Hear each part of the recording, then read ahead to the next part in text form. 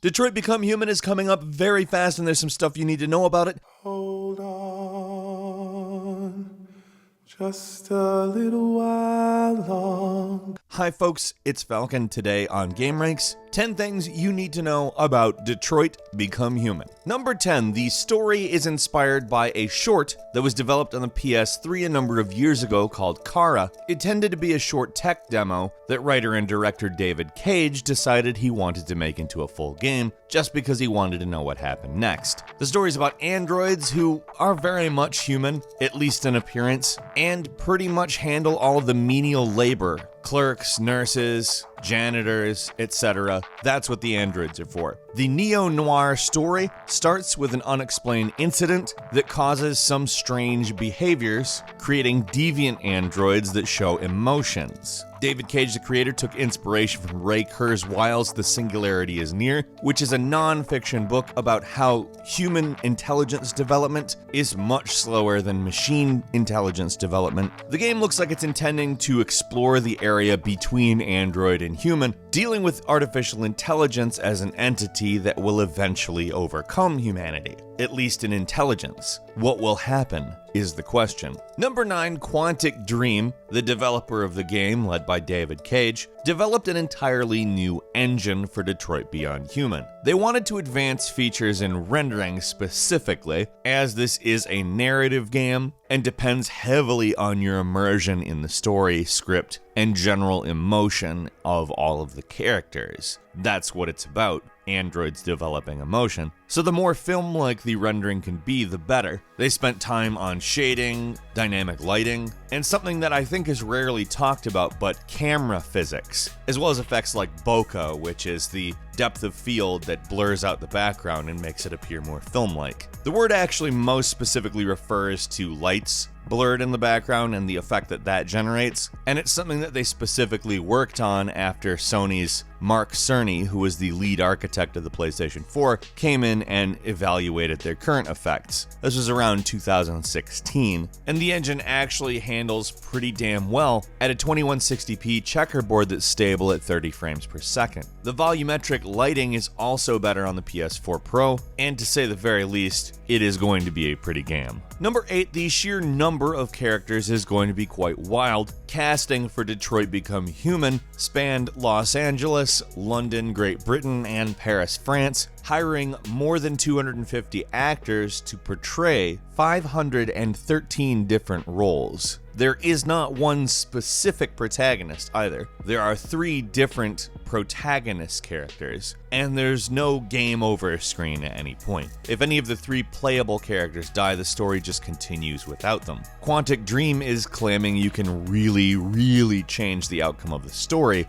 based on the decisions you make and the actions you take. Obviously, this is a thing we've heard before in video games, but this is the Heavy Rain developer who did a pretty decent job at that, at least given the tech of the time. And really, regardless of how you can change the events of the game, I have a feeling it's all done at some level that it will at least be satisfying one way or the other. Still, I'm quite interested exactly mechanically how different you can make the game's ending. Number 7, dialogue is apparently going to be quite an ordeal in the game. Encounters have been labeled as quite huge, and all of the things that you find while investigating, while turning over stones on a crime scene, any new clue or detail that you investigate could potentially open up an entirely new branching path in the story, because they're claiming a ton of these things will offer new dialogue choices. On top of that, a single dialogue choice or missed cue as far as something going on in the environment, something a character does, a twitch, a facial expression, can potentially kill a character. You stay there.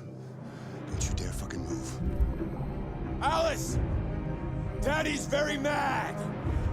It looks as if this section of the game is going to be probably one of the more consequential, and that's quite interesting. Number 6, you are not stuck with your choices. Like a choose-your-own-adventure novel, if you're annoyed with something that you did, if you don't like the outcome, you're not stuck with it forever. I mean, you can't just rewind at any given time, but when the dialogue tree appears, you can change what happened and supposedly replay the segment. I have doubts that you'll be able to go back to previous segments, however. I don't know for sure, but we'll see. Supposedly, there is no right or wrong answer to anything. They don't intend to give you a good ending or a bad ending, but rather a lot of different endings. And even at the end of missions, you get a grid showing the alternatives available, which should be interesting to see exactly how that fits in with all the gameplay. Number 5, there are no game over screens. We mentioned it before, but it seems to merit a full point. Any of your main characters can die, and any of the 513 auxiliary characters can die, and the story just keeps going. It's meant to work more like real life, in which events, sure, they have consequences, but they don't just stop everything. Now, while that might seem like a little thing, can you imagine if Solid Snake died and the Shadow Moses incident just kept going and you just saw what happened? No, it's actually hard to imagine that because not many games do that. So whether or not that even ends up good, I lean towards it probably coming out good. They've spent a long time on this game. But one way or the other, it's commendable that they tried something like this. It's pretty ambitious. Number 4, you do have to think about the length of the game when you start throwing around the word ambitious.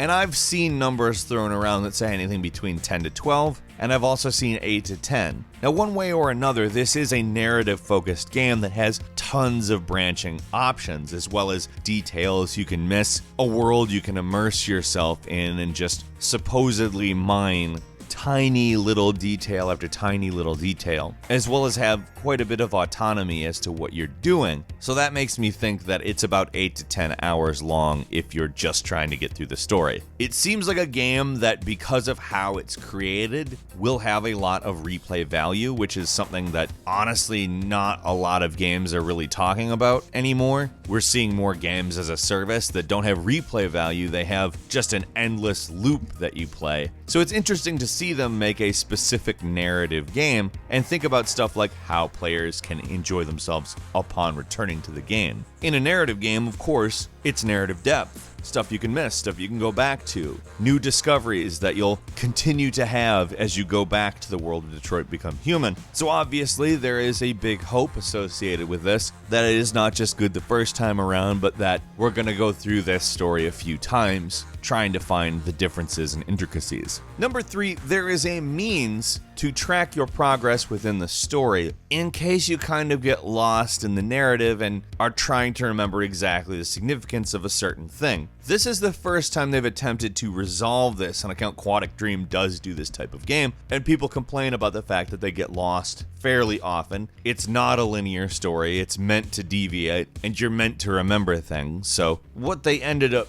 doing was creating a new flowchart that you can access at any time by simply pausing the game and going to it. It tells you exactly what's going on, where you are, and all that, so if you leave it for a day or two because you're busy or whatever, you can come back to it and have information as to where you are. Usually it only takes something to jog your memory when I'm playing a game, and it seems like it's more than enough of that. It's a good effort on their part, I think. Number 2, there are things in the game that have an invisible timer. Now, it's not like Sonic the Hedgehog drowning, where you're getting the terribly anxiety-inducing little tune with a countdown timer on screen, but the demo showed us that during the hostage negotiation, you have to do your investigation and figure out what happened in order to handle the negotiation. There's only a limited time where you can even do this, though, and then the SWAT team moves in.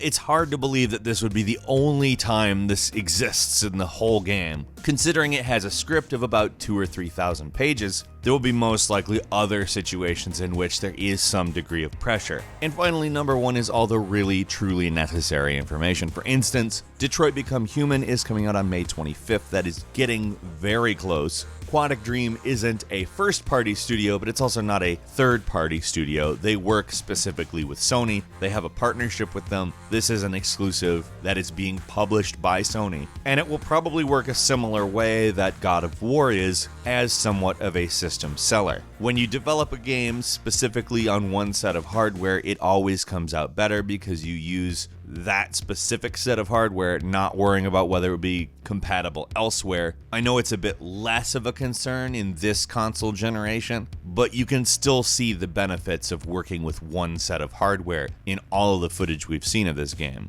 As I said previously, it is compatible with the PlayStation 4 Pro, but they have it working at 1080p, stable at 30 frames per second on the regular PS4, so it's not like it's gonna look bad there. It's probably gonna look pretty good on both. There are several versions of the game to order. For instance, there is a digital deluxe edition that you can buy. You get a digital art book along with it, some PS4 themes, and Heavy Rain on PS4 immediately the moment you order the game, which is cool because obviously Heavy Rain's a pretty good game. There's also no plans at the moment for DLC, but it's kind of a you never know type situation. But we know this for sure, there are no microtransactions in the game, so big thumbs up to that. What are you looking forward to most about Heavy Rain? What has you interested in the game in the first place? Let us know in the comments or in our Discord at discord.gg/gameranx. And hey, if you like this video, please click the like button. Now, if you're not subscribed, now would be a great time to do so. We upload brand new videos all the time. The best way to see them first is, of course, a subscription. And don't forget that notification bell, because that really makes you see the videos first. As for this video, thanks so much for watching. I'm Falcon. You can follow me on Twitter at Falcon the Hero, and we'll see you next time right here on GameRanx.